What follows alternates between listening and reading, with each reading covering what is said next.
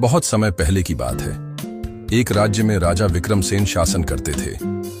वे बहुत न्यायप्रिय और प्रजा के हितैषी थे, लेकिन एक बात उन्हें बहुत परेशान करती थी, भाग्य और कर्म का रहस्य। वे अक्सर सोचते, क्या हमारा जीवन पहले से तय होता है या हम अपने कर्मों से इसे बदल सकते हैं? एक दिन दरबार में इस विषय पर चर्चा छिड़ी। कई मंत्री और विद्वान अपने अपने तर्क दे रहे थे। कुछ का मानना था कि सब कुछ भाग्य से तय होता है, जबकि कुछ का कहना था कि कर्म ही सब कुछ है। राजा इस उलझन में पड़ गए और उन्होंने सोचा कि इसका उत्तर किसी ज्ञानी साधु से पूछना चाहिए। राजा को बताया गया कि हिमालय की गुफाओं में एक महान सिद्ध साधु रहते हैं जो इस रहस्य को समझा सकते हैं। राजा ने तुरंत यात्रा की योजना बनाई और कुछ सैनिकों और मंत्रियों के साथ उस साधु की खोज में निकल पड़े।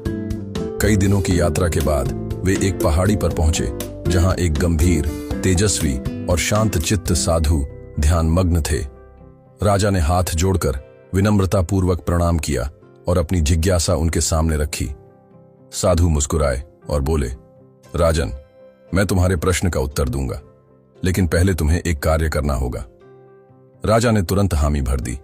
साधु ने उन्हें एक बीज दिया और कहा, इसे रोपो, पानी दो और देखो कि इससे क्या होता है।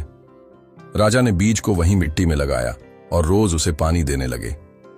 कुछ ही दिनों में वह बीज अंकुरित होकर एक छोटा पौधा बन गया।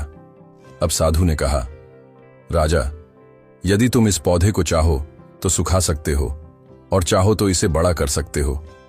यह तुम्हारे कर्मों पर निर्भर करता है, लेकिन तुम इसे आम का पेड़ बना सकते हो, केले का नहीं। राजा सोच में पड़ गए और बोले, गुरुदेव, इसका क्या अर्थ हुआ? साधु ने समझाया, राजन, यह पौधा तुम्हारे भाग्य का प्रतीक है और इसका देखभाल करना तुम्हारे कर्म का। जो बीज बोया गया है वह तुम्हारे पूर्व जन्म के कर्मों का परिणाम है। यह भाग्य है, लेकिन इस पौधे को कैसे बढ़ाना है, इसे बचाना है या नष्ट करना है, यह तुम्हारे कर्म पर निर्भर करता है। मनुष्य का भाग्य उसके पूर्व कर्मों का फल है, लेकिन उसके कर्म वर्तमान और भविष्य को तय करते हैं।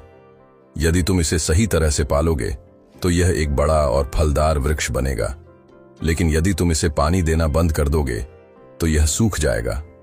राजा की आंखें खुल गईं। वे समझ गए कि भाग्य हमें एक प्रारंभिक स्थिति में रखता है, लेकिन हमारे कर्म ही हमें आगे बढ़ाते हैं या गिराते हैं।